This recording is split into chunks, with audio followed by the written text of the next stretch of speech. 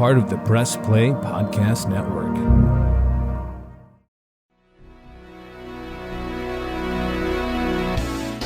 Iguodala to Curry, back to Iguodala, up for the layup. Oh, blocked by James. It's over. It's over. Cleveland is a city of champions once again. The Cavaliers are NBA champions. Hey, what's good? Welcome into the latest edition of Cavs on the Break, an NBA podcast. I'm John Sabol, alongside owner and operator of HoopsWire.com, NBA writer. You've seen his work on many platforms, Sam Amico. Samuel, what is going on, man? Not much. Just sitting here in Rocket Mortgage Fieldhouse with you after the Cavs swept the season series from LeBron James and the Lakers. Yeah, we're taking the Cavs on the Break podcast here on the road. Sam and I watched the big sweep here, 116-102 win over the Lakers, spoiling LeBron's debut. Hard to believe, Sam, as we record this here in an empty arena. This place was just energetic and electric tonight. Mainly because of what Donovan Mitchell did in the fourth quarter. We'll touch on that in a little bit. But it had a lot of LeBron-like feels here, except this time LeBron was wearing purple and gold. Yeah, you know, and I've covered a ton of NBA games, been in the arena thousands of times. This is one night that I really enjoyed. There was no real animosity. It sounds simple and silly, but it was really all about the basketball, you know, and what this Cavs team is becoming. And they're proving their worth. I thought it was a big win when they beat the Lakers in LA, finally get that, LeBron weight of the world off their shoulders. And then to follow up and beat the Cavs beat the Lakers in Cleveland.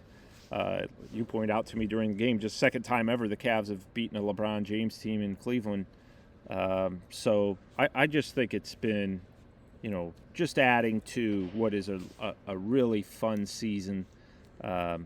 Fun team to watch. They have their moments where they're not fun to watch. The Cavs, every NBA team does, but I thought, obviously electric performance, Donovan Mitchell. And it really is, I just think that the crowd has really become kind of a knowledgeable basketball crowd, as opposed to, when LeBron James was here, let's face it, it was kind of a celebrity crowd. Yeah, a lot of bandwagon fans. Right, and now I just think that these are old school Cavs fans. There's also the new school, but just that crowd that loves the game. And this was really all about the basketball. It wasn't about LeBron's return, which is kind of surprising. Which is nice, considering yes. This was his 10th time coming here to Cleveland as a visitor, 20th game overall. He has now fallen to 17-3 all time against the Cavaliers. I mentioned that, and you mentioned it too. And I told you this during the game, just his second win at home here. The other one came in March 29th, 2011 against the Heat. I was actually at that game. So was I. Baron Davis game, wasn't it? Yeah. And Ryan Hollins had a big game that game. Yeah. I mean, cast of characters there.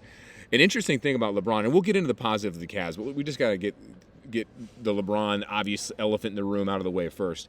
This was his statistically, his third worst game offensively against the Cavaliers.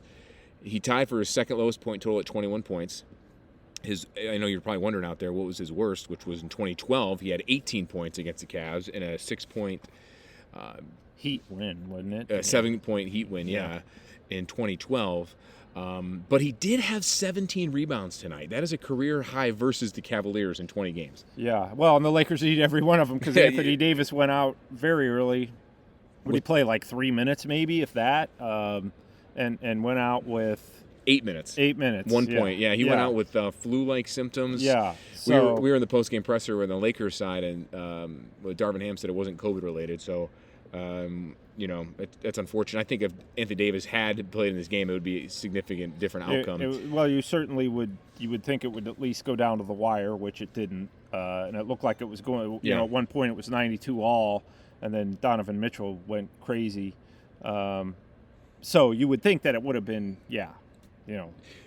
different story. Maybe we'll get into the positive signs for the Cavs in here in a moment. I just want to touch on a couple of things about LeBron before we do get into the Cavs side.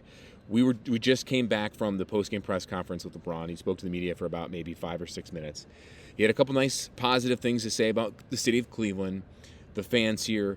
The Cavaliers gave another video tribute to him here. Yeah. If you haven't seen it, I know TNT aired parts of it, not the entire clip, obviously, due to time I have it on my constraints. Instagram too. Yeah, and I have it on my on my Twitter as well. Actually, that's a good way to segue to plug our socials real quick. At John_Sabol, at Cavs on the Break Pod. Plug your IG and your Twitter. At Amico Hoops is my Twitter, at Amico Hoops. I would hope that most of our listeners know that by now. Probably, hopefully. Because considering I started it on Chisel and Granite, it was that long ago. And then, my Instagram's just Sam Amico. So easy to remember. Yeah, and we've got the clips up there of the Cavs tribute to LeBron. And that was great, and LeBron really embraced it. He did admit, though, it caught him off guard. It caught all of us off guard. We had no idea that was coming. Yeah. We weren't given a heads up on it. Not to say they would tell us, but usually sometimes you know that that's going to happen. The first time he came back as a member of the Lakers, the Cavs did a video. You knew that was coming, but here we didn't know that was coming, which it took him a while on the court to finally acknowledge it and wave. He started blowing kisses. Yes, it took a little bit, but he finally did it. He seemed like he got a little emotional, not crying, but I think you could tell it was hitting him, and he even admitted it. Yeah. He also had some great things to say about the Cavs in general. They were a great team before Donovan Mitchell. Now they're even better. Cavs are on his radar. I mean, he watches this team, follows them a little bit, mainly Without because question. of the personnel on this team. Darius Garland first is a clutch client. We got to see him and DG and LeBron embrace each other afterwards here in the bowels of the stadium. But he had a lot of good things to say about the city of Cleveland and about how our fandom of this town loves our sports teams, and LeBron knows it. Yeah, and he talked a lot about the team. He said they were pretty good last year. Yeah. And then they add Donovan Mitchell, and now they're even more dynamic. And LeBron said they're better this year than they were last. Obviously, very good trade. So, thankfully no one asked him if he was coming back, because I know you offered me a little bit of money to do that. I did. Undisclosed amount of money. Yeah, I didn't think it was worth it. Probably, get my press pass taken away. Probably. And but I just think, that dynamic of his appreciation for the team, he can really appreciate it now because they've beaten him twice. Yeah. And you look now, okay, LeBron James is out of the way, right? If you're the Cavs, finally got that out of the way. We don't play them again until the finals, right? So is that what we're going with? Is it a bold hot take prediction right there? I'll tell you what, that would be a ratings. Can you imagine? Yeah, it would just be a bonanza. But I think more than anything, now the Cavs can just say, because there's always this night. It's always looming over them, even though they downplay it and both sides downplay it. And I will say that I've been coming back, I was here when LeBron was playing for the Heat. I was here when he came back. And now here again, I can say I've never seen such a subdued press conference and kind of, I don't want to say fans, but there just wasn't the buzz that there normally is. I think part of that's the Browns, but part of it's also it's just not that big of a deal anymore. No, it's not, and I agree. I mean, there was no buzz here at all. I mean, I was at shoot around today with the Cavs, and Kevin Love talked about it. And you got to ask the questions as members of the media, but you can kind of just look at his body language, and he was like, "Really, guys, we're talking about LeBron again?" But I guess we have to. And Kev was good about it. I mean, he said all the right things. What LeBron did to the organization, to Northeast Ohio, to Cleveland and Akron and everything.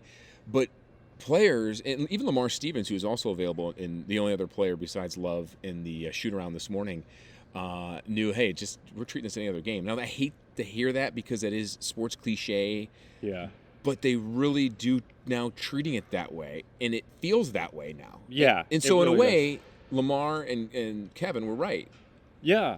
And John, I said this to you during the game. We're sitting up there in the press row, and I said to you, the Cavs right now are approaching this, the way they're playing this game with it, because they're kind of lacking energy at times. I said, sometimes you feel like they're playing the Orlando Magic. Yeah. It's not even, there wasn't the normal energy from them that they get from facing LeBron. Now, in one sense, that's good because it's a sense of we've moved on from that. And in the other sense, I think that it is still a big deal, but as you said, they keep saying, it's just like any other game. I think they're trying to convince themselves of that. Yeah. And just to get over the hump. And they did that. They beat the Lakers in Los Angeles. And I don't know, John, we could probably look it up. Forget LeBron. When's the last time the Cavs swept the season series from the Lakers? Wow. It's got to have been a while.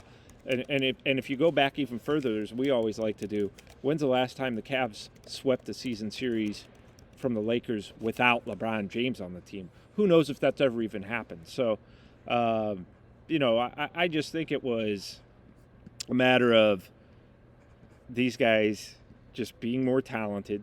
You looked at me and said it.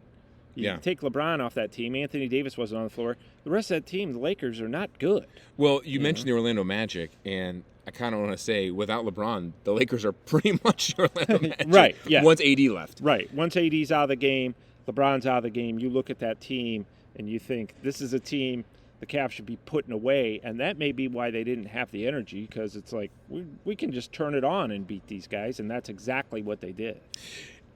You going back here, I'm looking at you had me curious. You put me on the spot, and I'm trying to deliver.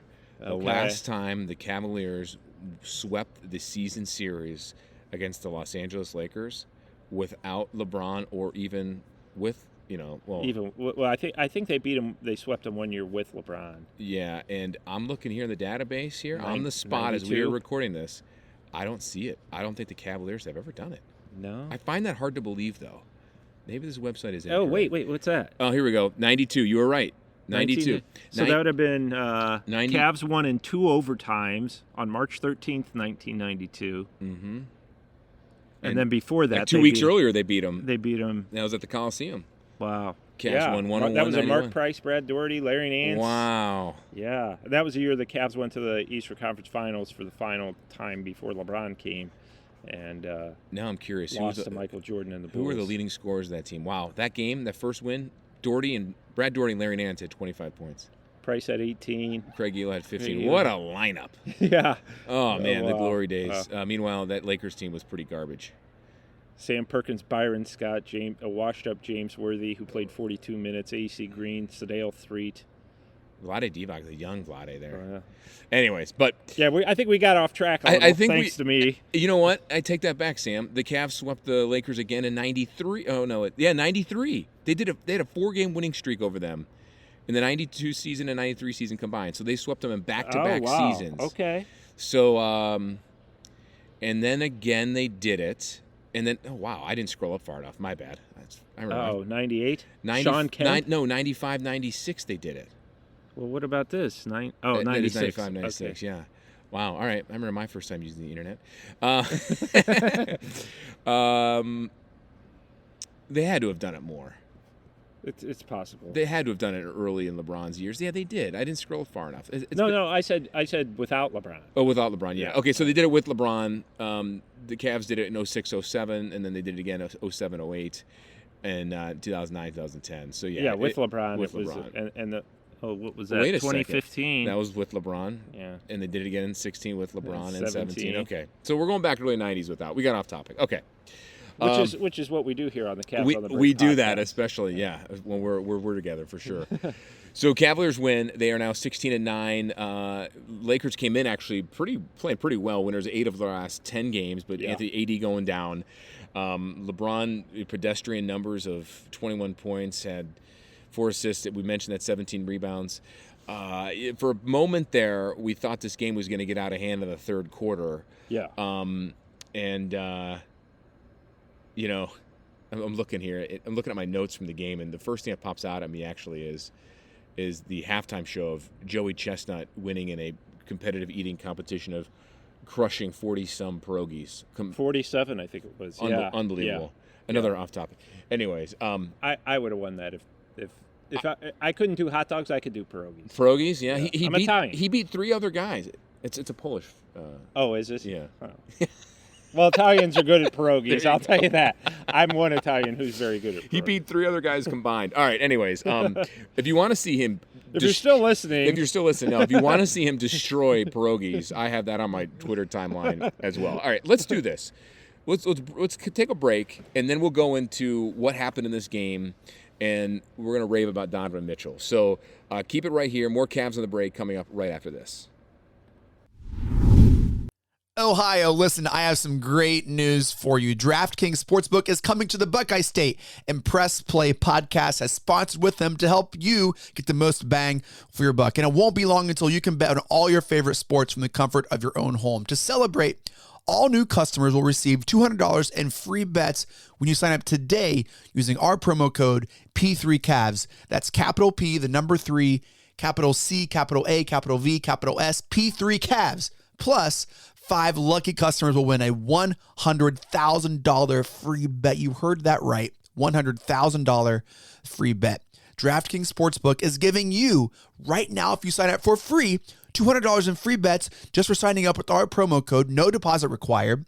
And you'll be entered to win a $100,000 free bet when you sign up. I just did it. It is super simple. It's easy. Download the DraftKings Sportsbook app today, wherever you get your apps on your phone. It is the best. You'll receive that $200 in your account the moment sports betting becomes legal in Ohio, looking like January 1st. You don't want to miss out on this incredible offer. Gambling problem? Call 1-800-589-9966, 21 years, ages, and older. You have to be physically present in Ohio. Eligibility restrictions apply. See terms at DraftKings.com/sportsbook. Subject to regulatory license requirements. One entry per customer. $200 will be issued as 8 $25 free bets. No purchase necessary for sweepstakes. Void where prohibited. Ends the first day DraftKings is allowed to operate in Ohio. See terms at dkng.co/OH. Hey, this is Chase Smith, and I'm here to tell you about our wonderful longtime friends over at Aligned Health Center. Did you know Aligned Health Center is the first and only chiropractic biophysics clinic in Northern Ohio? There is no other chiropractic clinic in the area that does what Aligned Health Center does. Let me tell you all about them. And I should know, I just went to them last month and they were incredible. From the welcome staff to the technicians and the doctors, it was an incredible experience, and I know you're going to enjoy your time there. Chiropractic biophysics is a technique that actually reshapes the spine and restores it to its original correct position. At most chiropractors you go in, you just get an adjustment and you're left with that short-term relief, but it's not actually fixing the underlying structural issues. But at Aligned Health Center, they actually aim to correct the structural issues and provide long-term relief to their patients. I'm talking about back pain, neck pain, migraines, ADHD, digestive issues, sleep disturbance, whiplash, scoliosis, and knee pain. Yes, that's right. They can even help correct lifelong knee pain. And it gets better. They're opening a huge, brand new state-of-the-art facility in Westlake. It's going to look so nice. I saw the floor plans. It looks incredible. You're going to love it. And in addition to chiropractic biophysics, they also offer regenerative medicine, which is a way to help rebuild cartilage in various joints and help reduce pain in places like knees, shoulders, wrist, and even your lower back. You can check them out online at alignedhealthcenters.com. That's Aligned Health Centers with an S, alignedhealthcenters.com, or call at 440-385-7357. Again, that's 440-385-7357 to schedule your exam. We will put the website and the phone number in the show notes of this episode. Looking for new insights on the Cleveland sports scene with a unique side of Cleveland sports history? Then you found the perfect podcast. I'm John Sabol. And I'm Scott Sabol, and we're hosts of the Sabol Brothers on the Baseline podcast, a podcast about Cleveland sports, but not your typical podcast about the land's sports teams. Join us as we embark on a journey of sharing a unique and historical side of Cleveland sports history with the help of some former Cleveland sports stars and other historical figures. All right here on the Sabol Brothers on the Baseline podcast, part of the Press Play Podcast Network. The R&R podcast going to be rocking and rolling with you because football season is underway. College, Ohio State, the Power Fives, the MAC, the Browns. Michael Regai, are you ready to rock and roll with some football? Kenny, I've been ready. This is our time of year. This is what R&R is all about. We're going to be with you every week. Kenny just said it. Browns, NFL, Ohio State centric. So you got to stay with us all fall and winter long here on R&R. That's right. The Regai and Rhoda podcast coming to you here on the Press Play Podcast Network. Subscribe now and don't miss a show. What's up, everyone? Chase Smith here, host of the Chase Smith Podcast, and my podcast reflects who I am. My hobbies, my interests, my passions, my curiosities, my careers, my questions, and my family. I'll spend time talking about all types of sports, movies, TV shows, trending news stories, and other cultural events, and even faith. This is who I am, and I hope I can get to know you as well.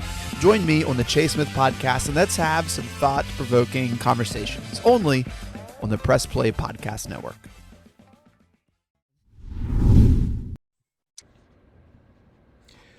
All right, welcome back. Hopefully you had a chance to go to your kitchen and eat some pierogies, because now Sam and I are hungry after a while, rewatching Joey Chestnut destroy 47 pierogies in the Cavs halftime show. All right, we talked about LeBron. We don't need to continue to do that. Let's talk about what happened here. The Cavs had a hard time pulling away. They went on a nice 9-0 run in the third quarter, Sam, 79-70 after a Donovan Mitchell 3 and a phenomenal dunk. Then the Lakers went on a 13-5 run and took a 2-point lead at the end of the third quarter. And we thought, where's this Cavs offense? What just happened? Yeah. We've seen that happen before with this team where the Cavs kind of give up some runs, especially in the third quarter. Yeah. I think, well, part of that was Donovan Mitchell and Jared Allen came out of the game. And if you remember, Jared Allen in the first half kind of looked like Larry Bird, scored a career-high 22 points for a half. I think he might have finished with, 24?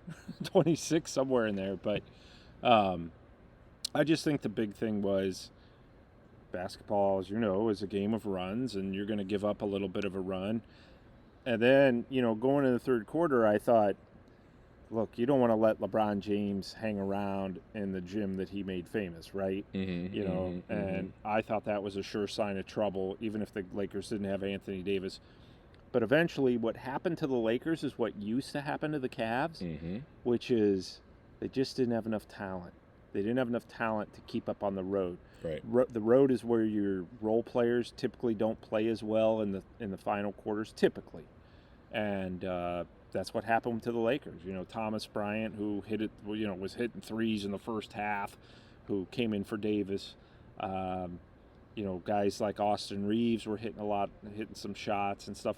Eventually, those players tend to, I don't want to say collapse. They just don't play as well in the meaningful moments on the road. And that's exactly what happened, and look, I think LeBron James is fantastic still. I also think he's going to be 38. I know he's going to be 38 at the end of the month. And, there were times out there where I would look at him and thought, LeBron looks, I don't want to say old compared to other old NBA players, but he looks old compared to the old LeBron James. And I thought that certainly impacted them tonight too. It's bound to happen, Sam. No one's going to be young forever. I found that out about 15 years ago. But if you're going to be LeBron and you're going to be turning 38 here shortly, you are still averaging 26 points a game. I mean, he's still averaging 8.5 rebounds. He's still averaging 6.5. I mean, he looks to me like as long as he plays second fiddle to AD and accepts that role, and I think he has, I don't think they're going to turn it around to the point where they're going to do anything special, but maybe they'll get into the playoffs. I don't know. I mean, the West is tough. Yeah, West is tough. Yeah. We're going to see old friend Mike Brown Friday night. At least I am. I'm going to come see him. You're going to hang out here with Mike? Yeah. Yeah. Mike and I will probably go to dinner. How about the start of this game? Jared Allen was questionable because of his lower back issue that he suffered 5 games ago in Milwaukee, and he's missed those last 5 games. I saw him at shoot-around in the portion open to the media, and he's not really doing much. Shoot-around on a game day is very, very limited, but he seemed fine. Yeah. And tonight, man, did he seem fine. He came out electric, started the game off 9 for 9 from the field with 18 points in the first quarter. Yeah. No, I think maybe those that rested him served him pretty well. He was just in a rhythm. And it wasn't just shooting. It was the way he was moving without the basketball, just really finding a lot of space. And I thought, granted, LeBron had, 21 points, did we say? Yep. Is that what he had? Yeah. I thought, and Jared Allen guarding him most of the game. I thought he did a really nice job on him. That's not an easy task for 7-footer to try to guard LeBron, because LeBron usually drives around you. But he did a nice job challenging his shots, making his shots difficult at the basket. And really, Jared Allen's an all-star. They're a different team when he's in there. That I don't think would have happened, meaning the matchup of Jared Allen on LeBron if AD is there. Yeah. And that's why I think this outcome may have been a little bit different. I think the Cavs may still have won because Donovan Mitchell went off, which is a great segue to that. He had a phenomenal game, especially really woke up in the second half. 43 points, team high, his Cavaliers career high so far. 6 rebounds, 5 assists. I mean, he just 17 of 27 from the field, hit 4 threes. I mean, he took over games. This offense runs through Donovan Mitchell. I know earlier in the season, in the preseason, you, me, Jeremy, and Chase all had discussions about whose team is this. You and I think Jeremy both agreed that it was Donovan's. Chase wanted to be Darius's. I think I might have gone with Darius. Okay. The thing is, you can't make predictions like that until the guys play. Yeah, it's just it's something fun to do. But, but I always have an excuse when I'm wrong. Well, that's my mom used to get on me about that. Just stand up and be a man about it. But I'm not going to do that. I'm going to say you can't make predictions about it preseason until because we haven't seen them play together. Now that we've played together, there are nights where it looks like it's Darius' teams. But I mean, night in, night out, most of the time, Donovan Mitchell is the guy who, you've seen, we saw him. He just took over the game. He just said, you know what, no more. And I'm going to will us to win. And my gosh, I'll tell you what, the Cavs had the best player on the floor tonight. And I think, to be fair, both guys could be their team, right? But the offense, when game moments, they both at times have taken over games this year.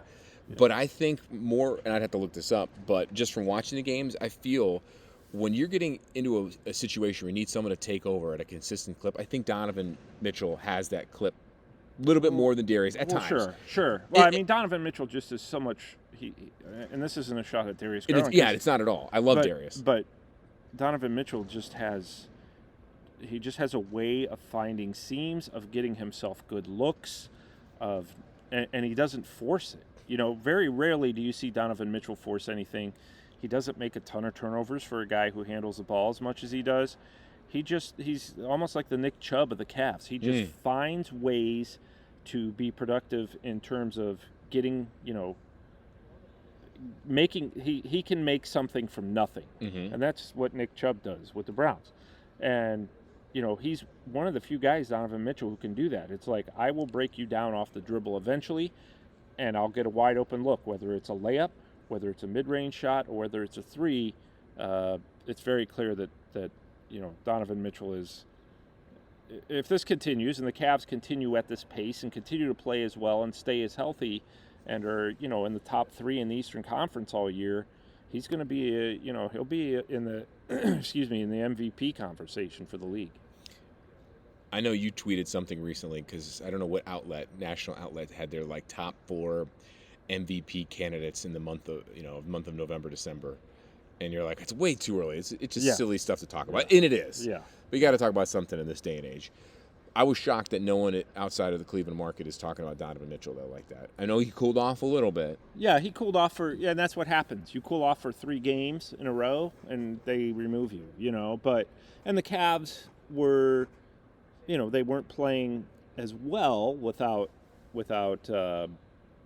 Jared Allen. And then they lost the game in Milwaukee, which a lot of teams have done, and then you follow that up with a loss to the Raptors. So that kind of came out all at the same time. But if your team wins, and you're a huge reason why your team wins, you're going to be in that conversation. Donovan Mitchell, if this continues, without question, will be in the conversation, and deservedly so. To me, the MVP thing, though, you could pick one of 6 guys every year. Yeah. Luka Doncic, to me, is just phenomenal.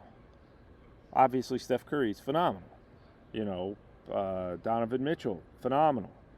I don't think Tyrese Halliburton is going to be a bona fide MVP candidate at the end of the season, but he's playing very well for the Pacers, and the Pacers are overachieving. So there are so many guys, and I'm sure I left 7 off the list, there's so many guys who could be in that conversation. Anthony Davis, the way he's played, but the Lakers aren't winning games often enough. So, that's always kind of a crapshoot, and it comes down to who's playing the best the last 2 or 3 months of the season, really. And the beauty about that, Sam, is we have so many podcast episodes to record between us two, Chase and Jeremy, between now and trade deadline talk in February, playoff preview in the spring, and rewards in June to really go over all that. Yeah. Cavaliers are winners here at Rocket Mortgage Fieldhouse over the Los Angeles Lakers and LeBron James. Final score here, 116-102. Donovan Mitchell leading the way, 43 points for the Cavs. Darius Garland, 21 points. Jared Allen, 24. And for our former king here in Cleveland, LeBron James had 21 points in the Lakers' losing effort. Cavs improved to 16-9 as we record this here on Tuesday evening of the December 6th. Cavs back in action again here coming up later on this week. They've got your boy, you just alluded to that, Mike Brown. Cavs got a couple days off. They've got the Kings coming up here on Friday, followed by homestand wraps up. It's a quick 3-game homestand. Then they got the Thunder, and they hit the road again on Monday the 12th at San Antonio, and then to Dallas on the 14th. Final thoughts real quick here before we wrap this up, Sam. Real quick, I just wanted to throw in one thing. I think the Cavs still, and this game to me showed it, and it's starting to rear its head a little bit more. They need some outside shooting from the corners that aren't Mitchell and Garland. And I'm sure we'll address that on future podcasts, but that's something that stood out to me tonight. Other than that, no. I hope everyone continues to follow me on Twitter and on HoopsWire, because we are not done with our former Cavs coming back to town this week, as I've mentioned, and Mike Brown and I always share some really bad dad jokes, so I will share those on Twitter as well. So I guess that's it for me, and thanks everybody for following along and listening. Yeah, if you haven't already, subscribe to the podcast on Apple, Spotify, wherever you listen to podcasts. Follow us on Twitter at Cavs on the Break. Follow Sam at Amica Hoops. Read all of Cavaliers and all NBA news on hoopswire.com. Sam had an interesting article. We'll just tease you with this, listeners. An interesting article regarding Colin Sexton and the Utah Jazz that created some type of a stir with some people on Twitter today. We'll just leave it at that. But go check that out, HoopsWire. Follow me at John_Sabol. Thank you guys so much for listening. We'll be back again next week right here on Cavs on the Break, an NBA podcast, all part of the Press Play Podcast Network. Congratulations, Cleveland. Your decades-long wait is finally over. The Cavaliers are NBA champions.